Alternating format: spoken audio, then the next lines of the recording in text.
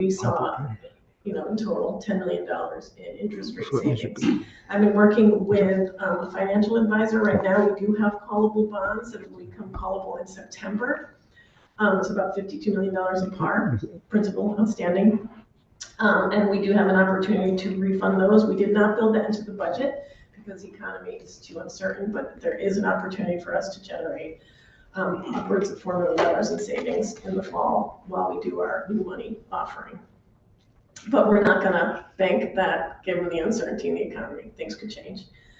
But keep that in our back pocket. Our retirement fund, it increased $2.7 million. That's because of our, we just follow our actuarial recommendations so that we're funding our annual costs so that we will eventually see improvement in our pension funding over time. Healthcare costs increased about 4%, and our general liability insurance increased about $750,000, which includes this was driven by settlement history and market conditions. I'll bring it up again, but we did appropriate $5 million more in the Board of Education funding, and the educational cost sharing and alliance with the state increased 1%. 1% is not a lot of money considering the high inflation environment we're in and the labor contracts and all the costs that the Board of Education has to absorb. But we'll take it, and I know the city's advocating for more resources from the state, so we'll have to wait and see how that turns out. And then if we go to page 20, we did invest in public safety. The police saw an increase of $8.89 million. It's about a 17.45% increase. A lot of that was to cover the labor contract. We paid half of the rental payment out last week, and then we have 18 months to pay the second. We built in, the fact that we would be likely paying that in 2026. The timing, we may be able to push it off if we wanted to, but we're planning to pay that in 2026. And then we've increased the public safety overtime by to 13.75 million for police and $5.4 million for fire. And we were able to, because this year we had $6 million in ARPA revenue replacement in the general fund, and we do not believe that we will be using that this year. And there's also new rules with ARPA, and Ron can correct me if I'm wrong, because Ron spends a great deal of time working on the ARPA funds. But the new guidance from the federal government is that they would like all of the funds used for revenue replacement tied to an existing approved expenditure. So we tied that to the police and fire overtime. So we have budgeted $2 million in that ARPA revenue replacement for the police overtime and another $400,000 for fire, as we had done this year. So we carried that forward, and we were able to under ARPA rules. Then in terms of economic development, we increased by $1.4 million for transportation, traffic and parking, new enforcement, more revenues. We increased $160,000 for the land bank and inclusive growth initiatives. And then we had one as a cost neutral move, but we did move the Office of Labor Relations from corporate counsel to the mayor's office. And this was just for greater efficiency and collaboration when negotiating contracts, but it was a cost neutral move. There was no additional costs associated with that at all. And then the next thing I wanted to talk about was our trend in full-time employees. So on page 21, you can see that the headcount the budgeted funded positions went up to 1,477. That includes the 13 new positions that we've proposed. And I wanted to talk a little bit about these new positions and then get into some vacancy issues. So on page 22, we have the list of all the new positions. The one in green highlighted in green are the ones that would generate revenue. And the ones down below, would not generate revenue, but they would help with the efficiency of the city and getting things done. There's 2 positions in finance, one for a chief data officer, and this position, the reason why we put that in finance is it would be a central resource for all departments. It would be someone who would really be able to utilize and access all the data we have across the city. We have a tremendous amount of data in Munis, and we really want to use that and leverage that so that we have greater transparency in what's going on, around the city, and provide more reports, more information, more key performance metrics, and it would be a central resource to help with that. And then we have a deputy controller that we have added, which would also provide some backup for the controller's office, to provide some succession planning, knowing that that's a very hard position to hire for. And so that one is proposed as well. And then there are a few other positions, one for community resilience, and then 2 for engineering, and 1 in economic development. So that comes to about $1 million overall.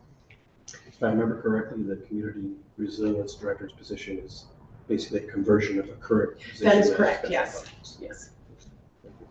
Yes, she's a current employee, but she'll be funded through the general fund because she's, been doing a very, very good job, and we wanted to ensure that we have that stability. Page 23, we have projected vacancy savings. Now, what we did is we took all the vacancies and we applied the 2026 salaries. And you can see it's a large number. We did increase the amount of vacancy savings we took in the budget, but still significantly below. I think we increased it to about $2 million, significantly below the value of these vacancies. Some of these vacancies, like the police vacancies, the value of that is about $6.4 million. But when there's vacancies in police, there's overtime. So we would not think to take, money from that vacancy line, because that funds the overtime and it has that relationship, that if there's fewer officers, there's more overtime and vice versa. And same with fire. The health, they had about $2.8 million in health vacancies. Some of that funds, almost all of that funds the nurse's contract, because they've had trouble hiring enough nurses, so they've come to the Board of Alders to utilize the nurse's contract. So it's about the same amount of money. So not really savings there, but the rest of the savings throughout the city, in public safety communications, parks department, office, buildings, inspections and enforcement, and other, still equals well over $4 million. And so given that number, we did increase the amount we're taking for vacancy savings in the budget.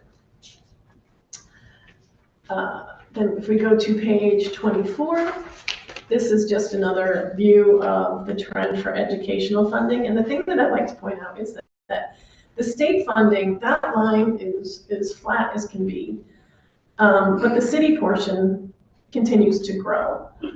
The city continues to support education. It never feels like enough, and there's efforts, like I said, to work with the state to increase the state's portion. That's not something that I'm working on, but something that I know that the city is really, really focused on. But the city has tried to step up and support education in a significant way, and you can see the trend here and how much we've increased the general fund contribution on the left. I just had it since fiscal 2023. And then on page 25, these are some of the fixed costs that I was talking about. These are the costs that you really cannot cut, and they continue to grow for the most part. Our general fund medical contributions continues its upward trajectory. We did increase it by about 4% in the fiscal 26 budget. Self-insurance and litigation funds continue to grow. They grew quite a bit from 24 to 25. A lot of that, was the history, like with the Cox settlement and things of that nature. Some of it's inflationary, so we did bump that budget line up as well to try to accommodate that. Based on the current year trend, we believe this is a good number.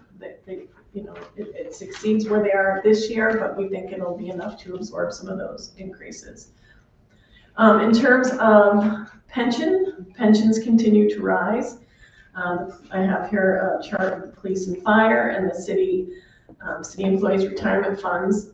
We kept the funding rate of the assets in the pension trust are at 6.9%. So that's built into our assumption that those assets would make 6.9% in investment returns per year. And you see the number continues to grow, but we believe that if we, stay consistent and keep that investment number low, that over time we will see an improvement in this funding level. And those costs will start to go down. It will take some time, but we believe we're on the right path. And then page 27, it shows the debt service trend. I show the historical debt service trend and where we've been in terms of how much we spend on an annual basis. And I'd like to point out on the right-hand side of this page that there is a cliff, I would call it, a debt service cliff in about 2034. So we will see a drop off. So we will see some relief in those long-term liabilities at some point, especially if we keep to biannual borrowings and keep the amount that we borrow, at 60 million, because we're amortizing more than we're borrowing at that rate. So you will start to see, a perpetual decline. So in this context, you mean cliff to be a positive Yes.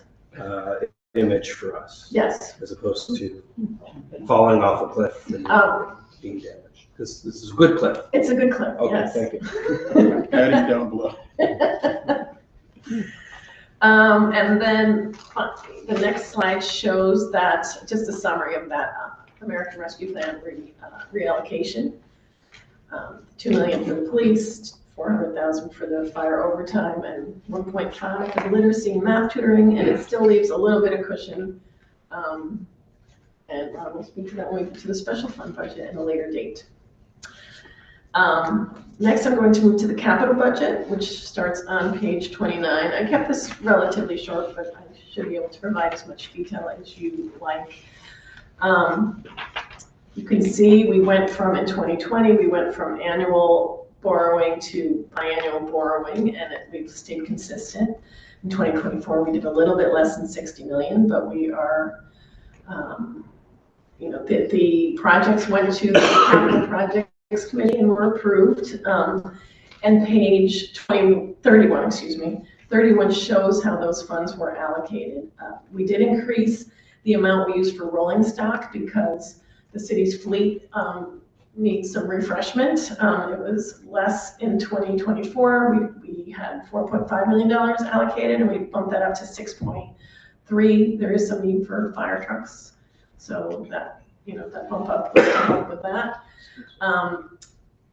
Finance and IT, the demands for IT are great, but we went from 4.3 million to 5 million, and I know that IT, I've been working with IT and the controller to think about the needs of the city more comprehensively, because you get a lot of requests for one-off solutions. Like, hey, there's a solution that will help us manage this particular grants, set of grants, or there's all these one-off solutions that people are looking for because the technology is there and they want to use it. I'm included. I've had presentations where they show me budget software where you push a button and it's beautiful and it comes out with, right from Munis.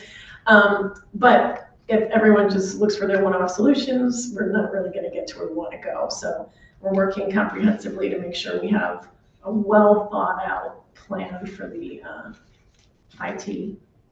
But they did get that bump up to 5 million. Other big increases, police went from 1.9 to 4. Part of that is for the body cameras that they needed. They came in for the contract for that, and this funds those additional cameras and some of the software. And then a lot of it remains pretty, not huge increases. Economic development got a nice bump. Engineering got a bump from 5.8 million to 8.4. Economic development went from 3.7 to 5.8. And then education has a $15 million allocation. This concludes the presentation. I was keeping it high level. I just wanted to give a nice overview and just talk about the major changes. Again, this budget, there's not a lot of changes. There's no cuts in service, there's no additional services, there's just some positions to help us streamline our operation added, and then also some to generate more revenue and to provide, like I said, the building inspections and that sort of thing. Thank you very much. And I appreciate the page numbers on the presentation. It's a good thing. I just want to, before we take questions from committee members, I just want to remind colleagues that this is the overview presentation. So your questions are probably more likely to be general. When we get to the departmental specific workshops, that's the best time to get into the nitty gritty. And we'll have operational department leadership here as well. So I think we probably ought to save nitty gritty departmental level questions for the appropriate evening when the department heads and coordinators are here for that. Having said that, the queue is now open for questions from colleagues. Questions from colleagues? Alder Festa. Thank you, Mr. Chair. Thank you for this in-depth presentation. There's a lot in here, but nothing that most of us haven't seen.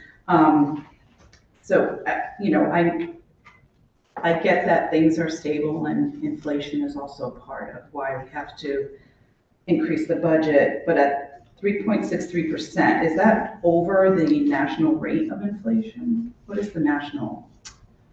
I don't know what it is at the moment, and there's different measurements. I could look up CPI and get that for you. I thought it was around 3.3, something like that. Okay, so it's a little over the amount of inflation. I think you're right, actually. I thought it was, for some reason in my head, it was like 1 point something, but I think that was like back in 2022. Okay, so we're slightly over rate of inflation. Yes. Which, as we know, our pocketbooks are suffering, as well are the residents. At any rate, even though it's less than 1% increase in mill, it's still an increase, and our residents now are concerned about keeping their lights on and buying eggs. Okay, I just wanted to clarify that. Understood. Yeah, there was one. Sorry. While you're looking through your presentation, let me just recognize Alder Carmen Rodriguez, who has joined us. Please continue. Thank you, Mr. Chair. I have in here just something I jotted down with, on page 15, what happens when the Yale deal ends in the purchase of that building. So we're going to have to consider that for future. We're not going to be getting that funding, and it's going to decrease, I think you said 10% for each year. Right, it'll be 100 for 3 years, and then it will decline 10% after that. Yeah, so that's a little bit of a disappointment, but no surprise.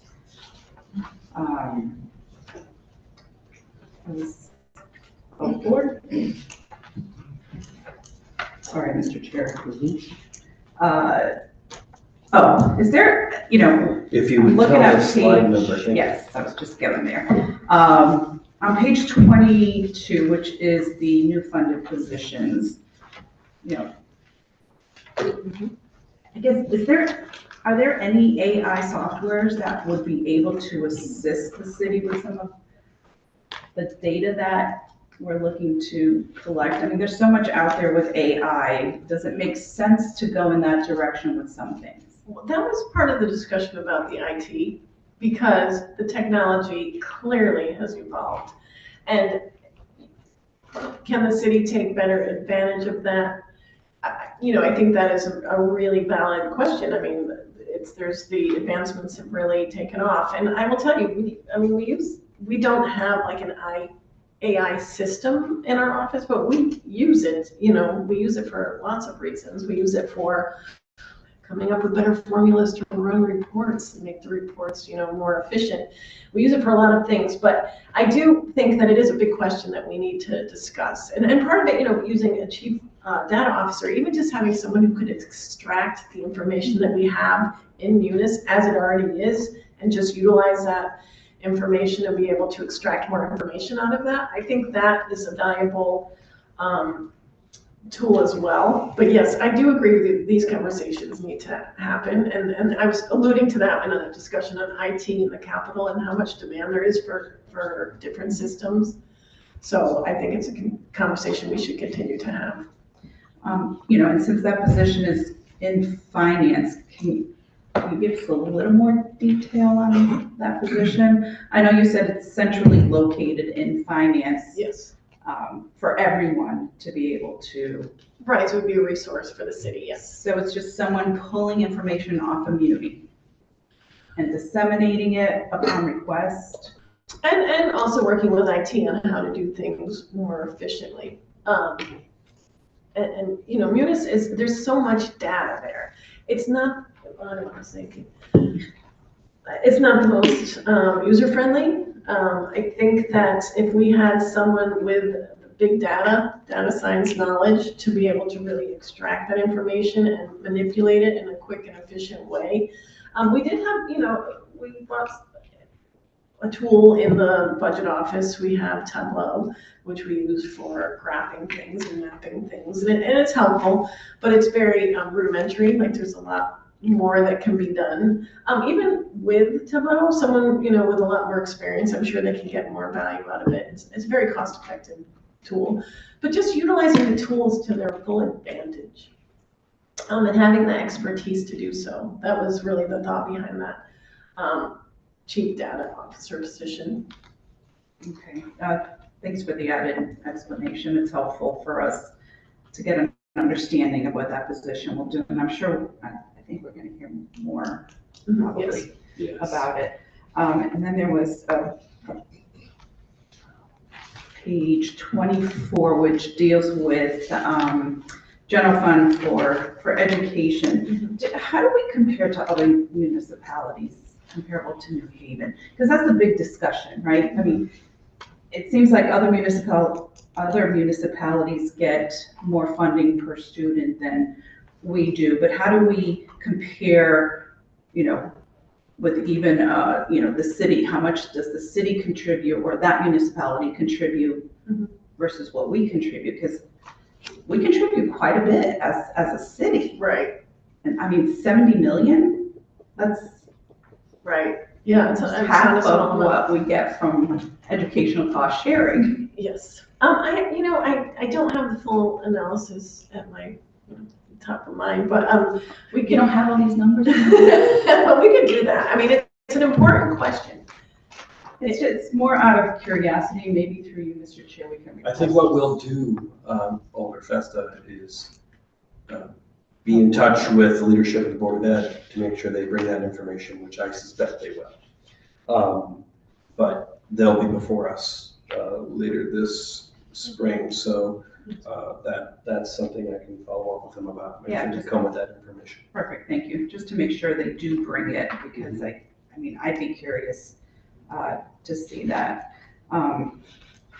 Okay, and For the state Yeah. money, the city, New Haven does get the most in the whole state from the state.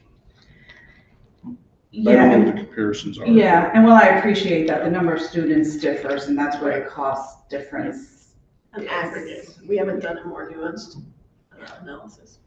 Anyway, we'll save it, I guess, for Board of Ed and even you guys for when you come back.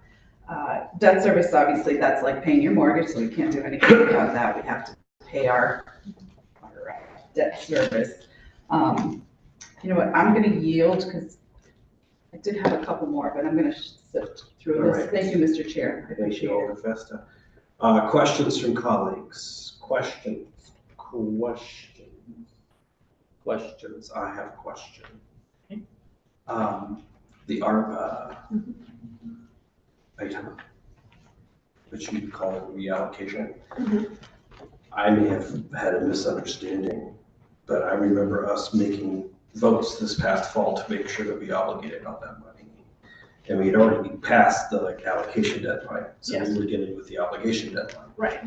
So I gather that the federal guidance says you can change the allocation, or is it a clarification of the allocation? Because for me, when you put a slide in your deck saying reallocation, I'm like, aren't we past the allocation deadline already? So what exactly are we doing? Sure. So what they did is part of the things changed for revenue replacement. Originally, you didn't have to identify categories. Now we do. Mhm. So that's why we're reallocating that $6 million of revenue replacement to specific categories. For reallocation, we can reallocate from one project to another as long as it's an existing Mhm. project. Okay. So we can't, no new initiatives. Okay. After December 31st, no new initiatives. Okay. So that's part of the reason why we chose the police overtime, fire overtime, because it does have a direct effect on the general fund budget. So it's reducing that amount by the 2. In this case, it's staying revenue replacement, but it's being attached to a particular Yes. expenditure. Yes, we. And not like a generic revenue. Exactly, yeah. Yeah, so we can't just say, okay, we're gonna take that 6 million and just move it over, reduce expenses in GF somewhere. It has to be identified now. So if there's a project that is funded from ARPA funds, but it's having a hard time getting going, but there's another project that's like full steam ahead, could use more money, the city could decide to reallocate funds from the languishing project that's not gonna hit its deadline Yes. and put it into the full steam ahead project because that project is already existing. Yes. And that's not a problem with the No, federal it's not a rules, problem. right? You just can't allocate A new a initiative. new initiative. Exactly. So same thing with the literacy and math tutoring program. It's an existing project that's staying in ARPA, but we are taking part of that 6 million that was generically assigned and just making that, specifically increasing that to extend the math and tutoring program because it is working very well. Thank you for that additional information. I appreciate that. Further questions from colleagues? Alder Farrar said 10. Thank you. If you would bring that a little bit closer. Thank you, Mr. Chair. Now that you brought up the other project, though, I thought we moved the money, we reallocated the money for the other funding to education, $5.3 million out of that 6. May I? Yes. We had appropriated or allocated 5.5 million in fiscal '24, which we did not use. So because we did not use that, we were able to reallocate that to the Board of Education. So this is an addition to Oh, this that. is an addition, okay, because now I was getting confused there a minute. I was like, what are we doing here? Okay, thank you for the clarification. And that was before the December 31st deadline. Yes, Yes. So that was a new initiative, but it was before December 31st. All set, Alder? thank you. Thank you. Further questions from colleagues on the overview of the mayor's proposed budget for next fiscal year? Alder Festa. Thank you, Mr. Chair. Sure. Sorry, and this is probably, this is page 31. It says education, non-construction. That's for essentially, it's not a new school, it's for maintenance and repair, and yes. Okay, thank you. That's what I thought it was for, but then I saw non-construction and I'm saying, is that just another? It was a little confusing. So thanks for the clarification. Thank you, Mr. Chair. Thank you, Alder Festa, for that question. Any further questions from colleagues on this budget overview? Seeing none, we're going to thank you for your presentation and look forward to working with you over the coming weeks and the future workshops that we have. And now we'll move to the next item, which is an update on our grant list. Sure. Thank you so much. Thank you.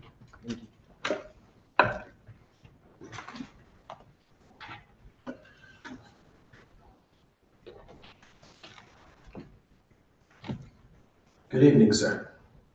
Good evening. Name and address for the record, please. Make sure you guys can hear me. Alex Pullen, Acting City Assessor, 6 Pequot Avenue, North Haven, Connecticut.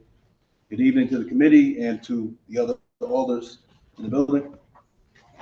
Do you have paper you plan to give us, or you I can do just not. verbal? Okay. I'm just gonna talk to you guys. You will You have our take full all the attention. notes, take all the notes you want, but,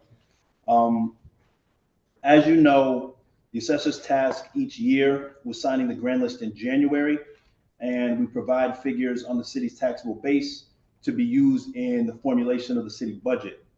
This year in particular, there have been many legislative changes both before and after the signing of the grand list, which affect the city. So what I'm going to do is I will describe the list as we signed it on January 31st, and then I'm going to explain the legislative changes which were approved just as recently as last week, and one of which is on the agenda tonight. I believe it's item 3. So just as an overview, the grand list is typically flat between revaluation years, as most new construction projects which are initiated are exempted for the first 2 years under one of the city's assessment deferral programs. And there are also losses due to court appeal settlements, which tend to mitigate other growth. The city's last revaluation was in 2021, and the next is not scheduled until 2026. So even with construction projects having their initial exemptions decrease or phase off each year, as you'll see the exemptions start to go down, it's important to note that with a grand list of nearly $9 billion, 47% higher than it was just 10 years ago, that a new property would have to have a fair market value of over $128 million just to swing the list by 1%. So that's why when we speak of the grand list went up 1% or went down 0.5%, that's why these numbers don't swing that much, because the grand list is so big. Acting Assessor Pullen, when you mentioned the $9 billion, you're talking about the taxable grand list? Correct. Okay, thank you. Everything that I'm going to talk about tonight is going to be about the taxable grand list, unless I specifically mention the exempt grand list. Thank you. We're going to get to the money. Yes, we do. For 2024 grand list, $82 million was added from assessment deferral properties, which were, their exemptions were going down. Unfortunately, this was mitigated by Yale purchasing 300 George Street and making it 75% exempt for academic use. Now, I'll speak on this later, but that value came off the grand list, but for the next 3 years, you are receiving the same taxes that we would have received just via pilot or the Yale voluntary pilot. Looking at the other assessment deferral properties, next year appears to be a little bit more promising, as we have 101 College Street, which is scheduled to have its assessment increase, go from 100% exempt to only 50% exempt. This plus other deferral properties phasing in should add about 150 million assessed dollars to the grand list, all things being equal. So let's talk about the numbers. The city's net grand list for 2024, as I signed it on January 31st, was roughly $8.98 billion. This was down 1.13% from last year's value of $9,079,906,103. A primary driver of this grand list decrease was the state legislation change, Public Act 22-18 and June Special Session Public Act 24-1, which required motor vehicles to be valued using MSRP less depreciation, as opposed to the JD Power book value, and that's the way that we've always been doing it before. This resulted in a loss of 59.6 million assessed dollars to the net motor vehicle grand list. As a result of that, as signed on 131, the motor vehicle grand list was down 10.31%. For contrast, the net motor vehicle grand list last year was only down 6.45%. For 22 to 23, it increased 11.87%. In the year before that, it increased 23.96%, mainly due to supply and demand issues caused and exacerbated by the pandemic. So typically the numbers either go down a little bit or they go up. The pandemic made them go up a whole lot more because of the supply chain issues. So now we're going to talk about the state legislation change and the item that you guys have on, that you all have on tonight for item number 3. Realizing the financial difficulties municipalities were facing as a result of this change in motor vehicle legislation, the CT General Assembly decided to give municipalities the option of using a modified depreciation schedule. This modified schedule would minimize the decrease in the city's motor vehicle grand list. Initially, the 2024 net motor vehicle grand list was down 59.6 million, as I stated a minute ago. Based on a change to a 90% versus 85% manufacturer's depreciation schedule, and this is what the law allows us to do, the assessors estimated that now instead of being down 59.6 million, the net list would only be down 11 million from the 2023 net grand list figure of 578 million. Don't write that down just yet because we're still going. This assumption is the assumption that was written into the city's budget, that was the budget books that were printed on March 1st. Which assumption? That the motor vehicle list would only be down 11 million. Okay. Once the exact depreciation schedule was released in the proposed bill, so once the governor actually approved it, now this was after we estimated we'd be down only 11 million from 2023. We noticed that the schedule was even more favorable than we initially thought, and that it would result in more money to the city. So this is a good thing. Instead of culminating in a 2024 net motor vehicle grand list of 567 million, which would have been 11 million less than the 2023 net list, it produced a value that was only $2.5 million less than the 2023 net motor vehicle list, and this number was 575.5 million. So once we got the exact depreciation schedule and we no longer had to estimate, it ended up only being down 2.5 as opposed to 11. With this final change, the entire net grand list, now this is counting motor vehicles, personal property, and real estate, will now be down 0.5%, as the budget director was stating earlier, or approximately 45 million from the 2023 net grand list value. Prior to this change in motor vehicle depreciation, the entire grand list would have been down 102 million, or 1.13%. Some other quick notes on 300 George Street. As I mentioned, it was purchased by Yale, converted to 75% academic use. That money comes off the grand list, but it is still being taken in by the city, just in the form of a pilot. The way that the pilot program works, first 3 years we get 100% of the taxes. After that, it phases off in a 90%, 80%, 70%, 60%. All the while, we're still receiving the reimbursement for the state as though it were 100% exempt. So we're still getting that. So in actuality, for these first few years, we're doing better than we would have been without it being exempt, because we're kind of double dipping on the taxes. The new veterans exemption, substitute House Bill 4591, Public Act 24-46. This is the new veterans exemption that exempts the entire dwelling, minus the land, of any service member who's permanently and totally disabled.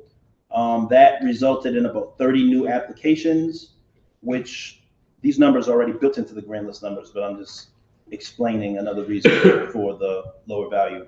And that reduced the grand list by about another 3.6 million. So that is my high-level summary of the grand list for 2024, and I'd be happy to answer any questions that the committee have. Thank you very much for your presentation, and we appreciate it. We'll now have questions from members of the committee. The queue is open. Alder Festa. Thank you, Mr. Chair. Thank you, Mr. Pullen, for the report. Just curious about all the new buildings that have gone up. What difference are they making in our grand list, if any? And when are some of those buildings going to be at full taxable income? Well, all of the buildings are on a different schedule, so it's hard to say what's going to come off when. In terms of big buildings, the College Street building is next year. It's going to go from 100% exempt to 50% exempt. So that's going to put a big dollar amount on the grand list. That's pretty much the answer to that. This year, had it not been for the Yale taking the 300 George Street, you would have saw some of the assessment deferral phase off increasing the grand list as well. Okay, I know it's not an easy question to answer because of the differences as to when they come out, but it's also helpful just so we can project because of funding even in the future of what may happen. Although with the grand list, things come on and things come off. And the problem with that is had we projected that we were gonna get 80 million this year, and then we planned for it, and then Yale takes off the property, and now we're in the hole as opposed to being up. But those numbers are always available. It's just a matter of every year there's ups and downs depending on what is built and depending on when it's built. So was there any other big taxable income that was affected in this assessed? Those are the report? biggest. Those were the biggest. Okay, all right, thank you, Mr. Chair. Thank you, Alder Festa. Further questions from colleagues about this high-level overview of the new grant list? I have a question. I think I kind of know the answer to it, but what is the size of the exempt grant list? The exempt grant list, I can give you an exact number. It's like 10 billion. Hold on, give me 1 second. Thank you. Tell you exactly what it is.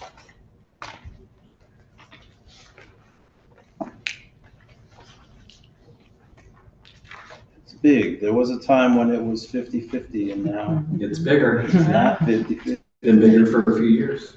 10 billion, 132,855,885. 10,132,855,885. That's the exempt list. And how much of that is Yale and Yale New Haven? Is that at your fingertips? Give me a second.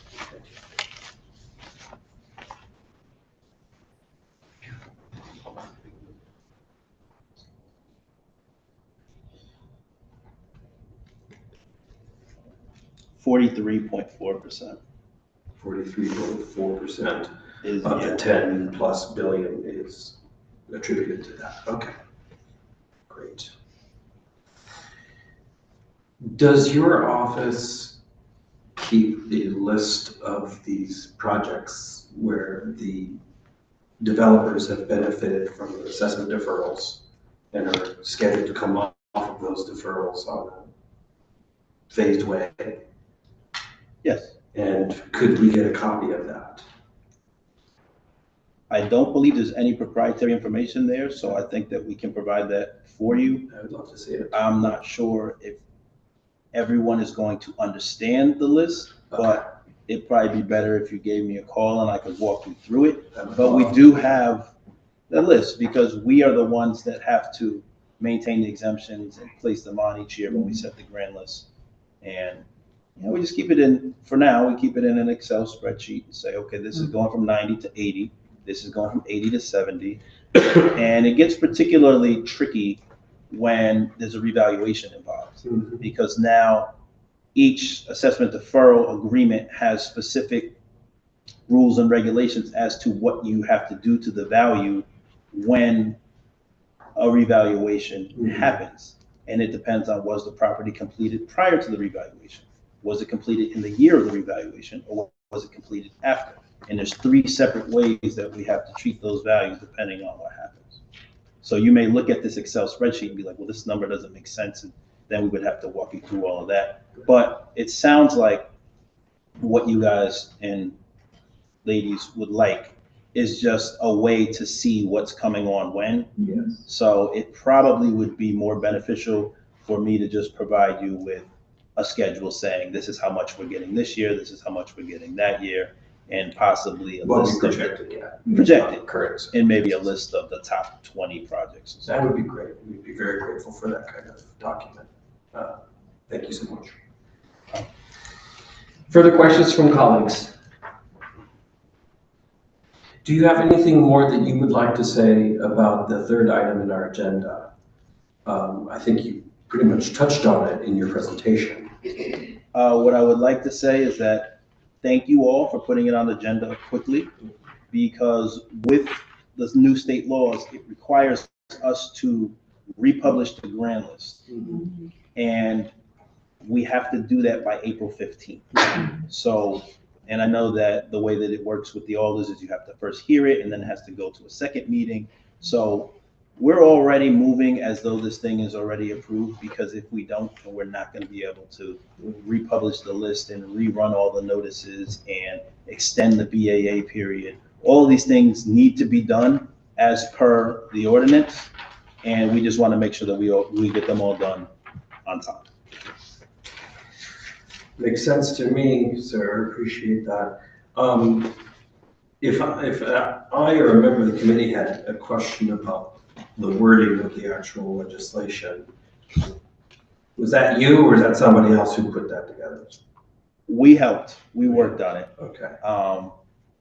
But a lot of it is based on the wording from the state and what the Gotcha. state told us to do. But we've worked through it, so we have a pretty good understanding of it. So my question is really, I see a lot of these, I mean, it's good resolution.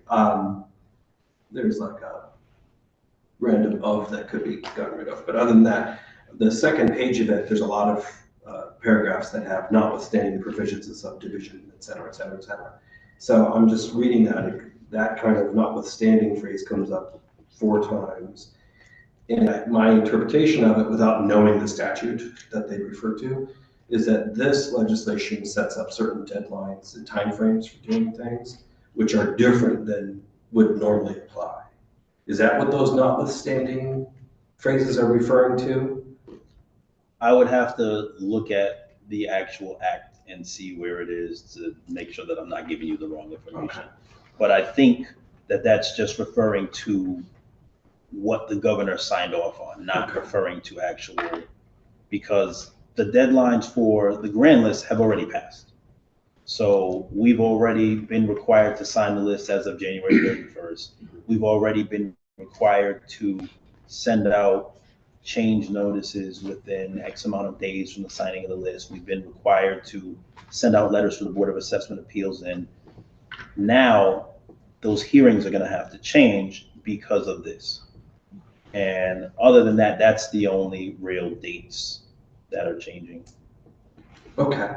Well, that would be something that I would like to follow up with your office or Corporation Counsel, whoever is in a position to explain it. Just when you have notwithstanding 5 times, it means that this is kind of taking the place of other language that doesn't apply for this particular circumstance. I think that's what that means, but it's kind of an important detail I'd like to understand better. We can get the other,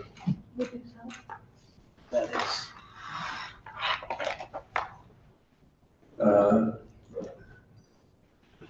Yeah, some of it's referring to itself, Yes. notwithstanding in this. Oh, this is the actual bill from the assembly, so I don't know. But we can help you out. Okay, maybe you can't just, But I can help you. But you're not able to read a legislation as well as notice? No, I appreciate your willingness to get back to us with more information about that. I'm sure that the resolution is well formatted, is doing the things it needs to do. It's just that I hadn't read the state law, and I'm kind of curious to know what all these notwithstandings are. Understood. Further questions from colleagues on item 3 on our agenda, which is the ordinance amendment in regards to the automobile grand list and the depreciation schedule. Questions from colleagues on that item? Seeing none, we thank you for your time. We appreciate your being here with us. Thank you all. Thank you. Thank you.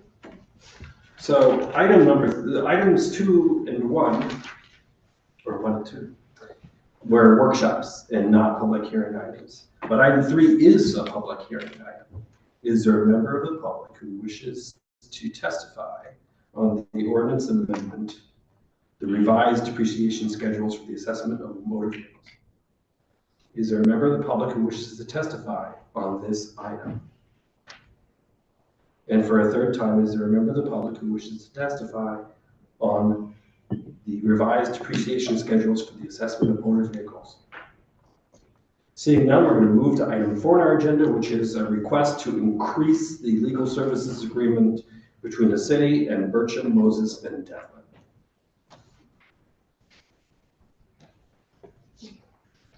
Good evening. Good evening. Name and address for the record, please. My name is Wendella All-Fatty, Labor Director, City of New Haven, 33 Cold Spring Drive, Bloomfield, Connecticut.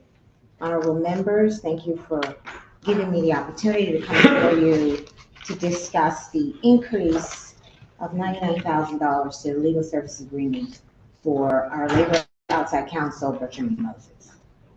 I heard Alder Fester speaking earlier about inflation, and I just wanted to point out to this board, while we are all cognizant of inflation, Bertram and Moses' legal fees have not increased vis-a-vis inflation for a number of years.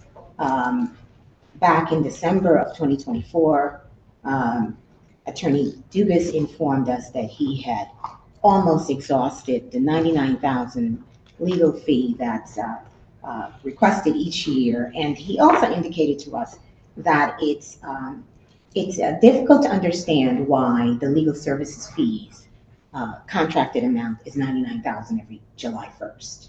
We've had some significant, over the last 10 years, he's exceeded that, or most of the firms have exceeded that by almost 200,000. So it's not surprising that Bertram and Moses had almost maxed out $99,000 in 6 months.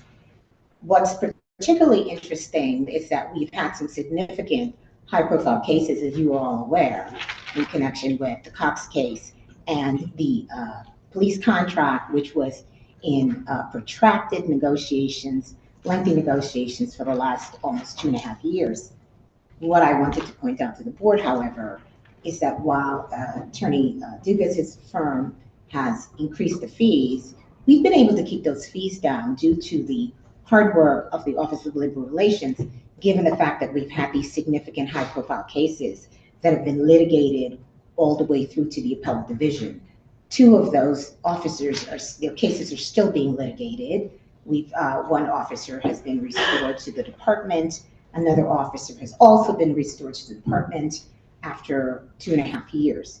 The police contract took up most of that money, which, as you all know, was recently settled, and we are in the middle of implementing that contract. So we are asking the board to approve the legal services fees.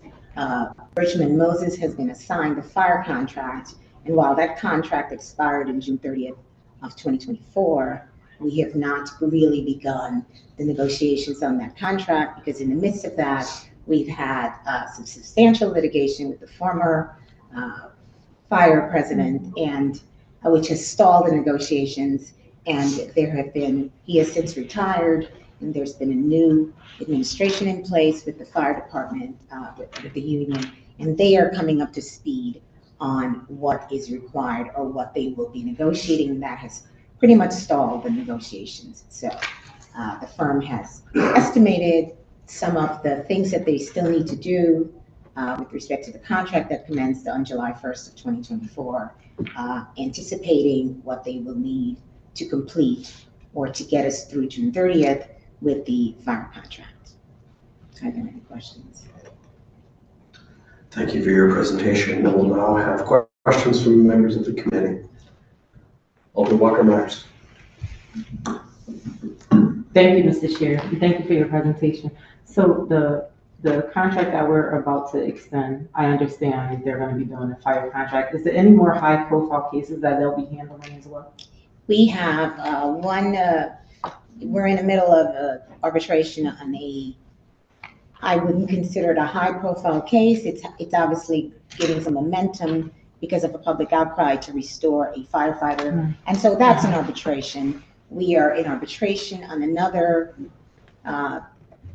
significant termination that should conclude in a couple of weeks. And so these things are being litigated, arbitrated, multiple hearings, lots of expense.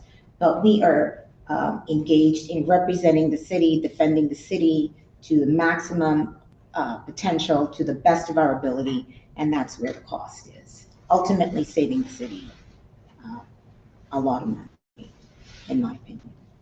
Thank you, Mr. Chair. Thank you, Alder Walker-Myers. Further questions from colleagues? Alder Festa. Thank you, Mr. Chair, and thank you for the updates. Just curious, do they cover Board of Ed as well? Or is No. that separate? Okay. Some of that is covered by my office, which is another reason why we are working so hard. But the answer, Bertram and Moses does not cover Board of Ed. Okay, I just wanted to make sure because there are, I think, some high-profile cases there as well. But anyway, that's another story. Thank you, Mr. Chair. Thank you, Alder Festa. Further questions of our Director of Labor Relations in regards to this request? I have a question. Yes. This firm, we've talked to their representatives before. We've heard that they do good work for the city. They do very good. They seem to have a lot of experience with public safety related negotiations and arbitrations and such. But one of the things that we've asked in the past as well, not so much of your department, but certainly of Corporation Counsel, is are we developing some in-house expertise in these matters that we think can grow over time and that could cause us to try to keep more things in as opposed to subbing it out to an outside law firm? Absolutely, that is the goal. When we came before this committee to add another position last year to labor relations, that was the intent. We've had a difficult time filling that position, and as you well know, it's because of the salary. The salary is substantially below market. We've talked about that over a long period of time. Our office consists of 2 attorneys, myself and another attorney. We are doing the lion's share of the work. In fact, we have reduced the outside counsel budget, I would say, quite a bit. It would be a lot more, but for the late hours, the long days, the long evenings that we are spending in labor relations, not only litigating some of these cases ourselves, but trying to mitigate, settle, compromise, develop long-lasting relationships. We recently hired an attorney for the office, but that did not work out, so we've parted ways. And we continue to, reach the network of attorneys that we know out there and trying to entice many people to join our office because it's an exciting place to work. But we do really good work in the Office of Labor Relations, and the work that we're doing overall for the city is important work. And we continue to surround ourselves with 2 very capable outside firms and try to get a capable attorney and grow the Office of Labor Relations to retain a lot of that work. We do litigate a lot of that stuff ourselves. Thank you for that additional information. Questions from colleagues on this topic? Seeing none, thank you for your presentation. You're welcome. Have a good evening. This item is also a public hearing item. Is there a member of the public who wishes to come forward and testify on this request to increase the legal services agreement by $99,000 with Bertram as Moses and Devlin? For a second time, is there a member of the public who wishes to testify on this item? Last call. Want to come testify? Okay, seeing none, we're going to move on to the final item in our agenda this evening, which is the budgetary and financial report for the month of January 2025.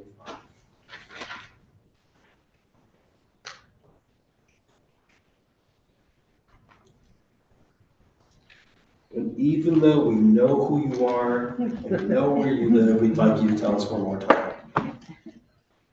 Shannon McHugh, 925 Orno Road, Waterford. Ron Gizzi, 219 Rainbow Terrace, and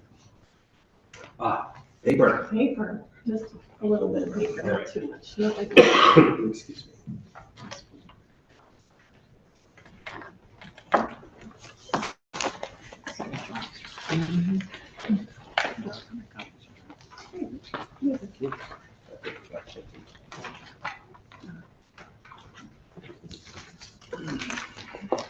Ready.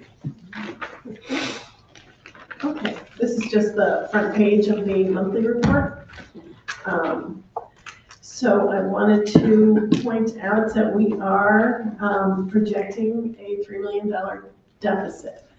Now, I'd like to point out that the $3 million deficit, if you notice on page 1, where it says cumulative beginning fund balance 56,805, if you recall, we had set aside 3 million of that for assigned fund balance for educational uses. I did not pull that number out of the fund balance.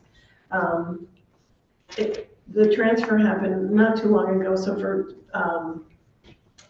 February and on, you will see it. We will deduct the 3 million out of that.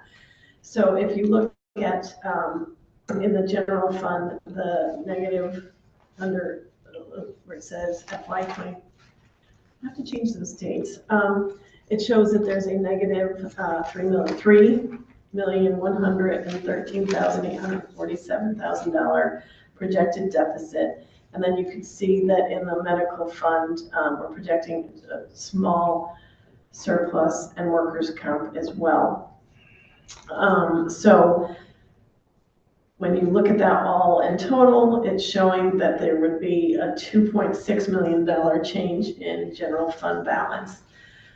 But we do have that $3 million in assigned fund balance. So we did know going into this year that there would be potential that we would use some of that fund balance. So it's still in line with that expectation. But I would like to point out that the projected deficit for the school district was about $4.9 million.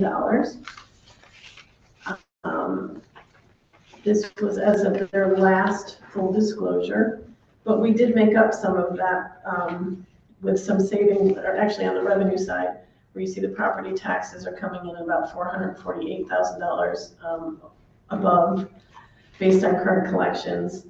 Other license permits and fees are about $1 million up. That's mostly because of the buildings, the building revenue. They've been very busy. Investment income is up by $700,000. I actually checked today. It's actually up higher than that, but as of January, that's the number. And so we were able to have, show $2.3 million in positive city sources of revenue, and then some of the state grants came in slightly higher than we'd expected. So all in all, we had $2.5 million in positive revenue budget to actual variances. And then on the expenditure side, all in, we had negative $6.4 million. So all in all, that rolls up to about $3.13 million in the general fund. We're tracking it carefully. We're looking at overtime. We know that the police retro payment just went through. We do have the $1.7 million in labor reserve set aside, and we do have, as I showed earlier, quite a bit of vacancy savings to absorb any of the costs associated with the labor contract. So we have, the February was a short month, so that one will be out very soon, and we will post that as soon as possible. Thank you for that presentation. Questions from colleagues about the monthly financial report for January 2025? Questions from colleagues about this monthly financial report? Alder Festa. Thank you, Mr. Chair. Just curious about, and I don't know if it's still too soon to determine the overtime for the police department based on the contract.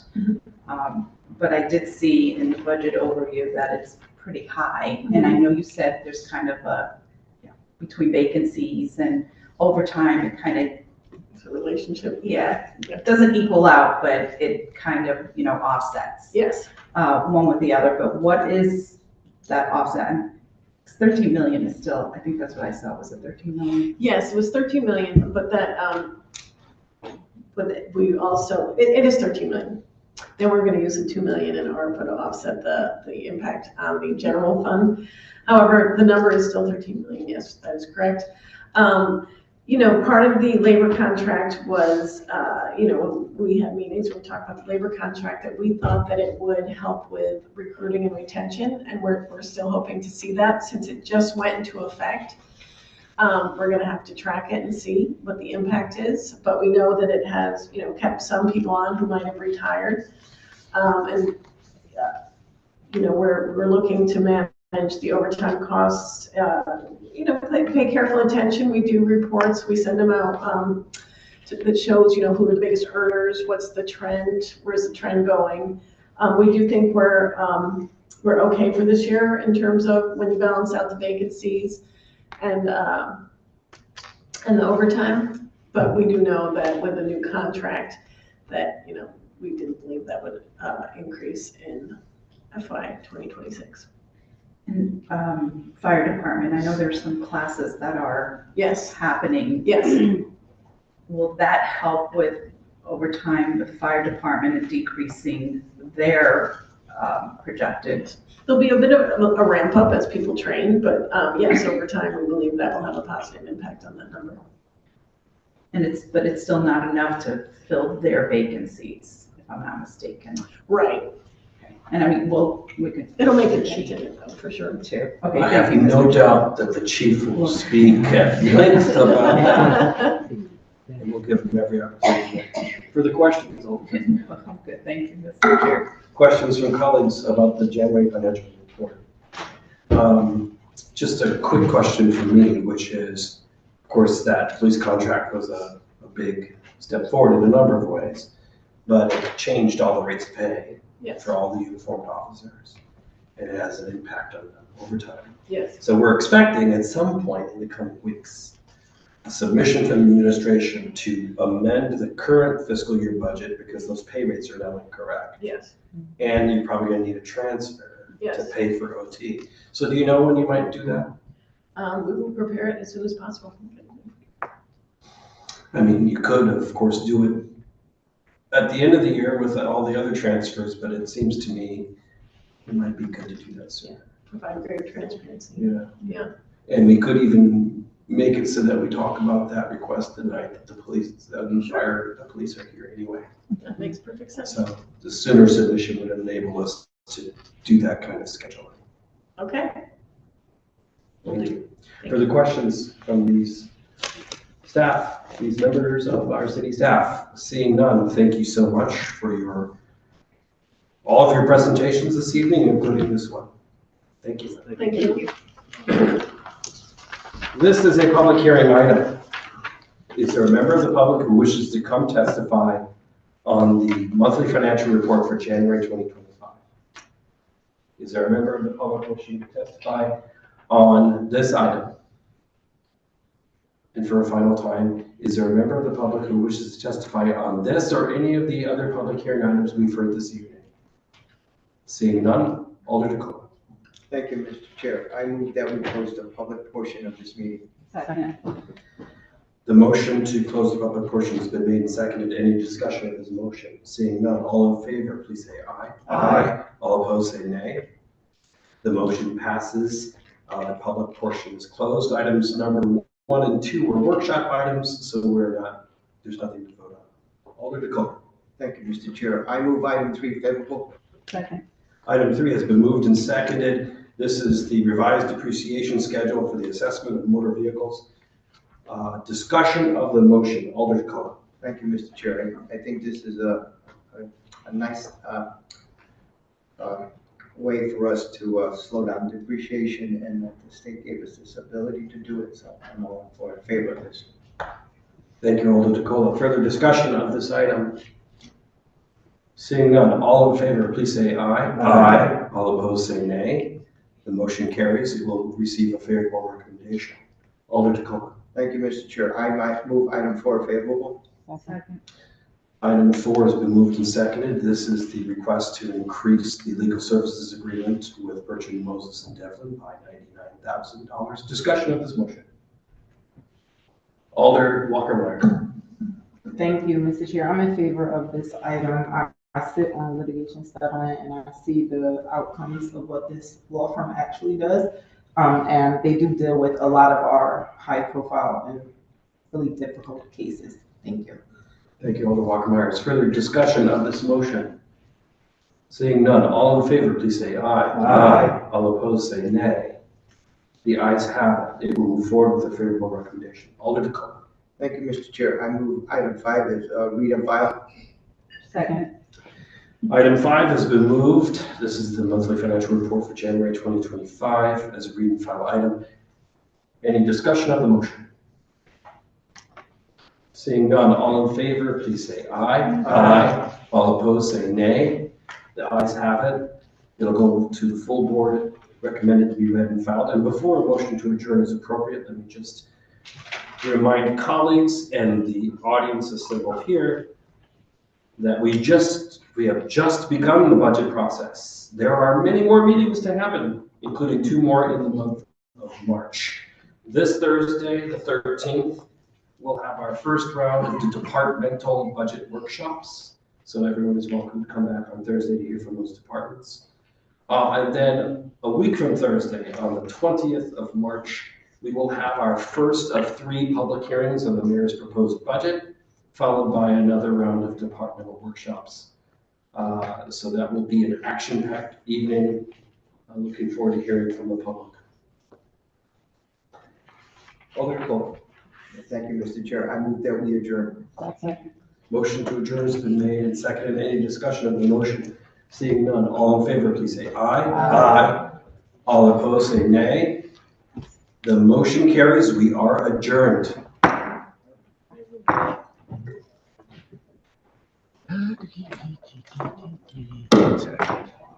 Yes.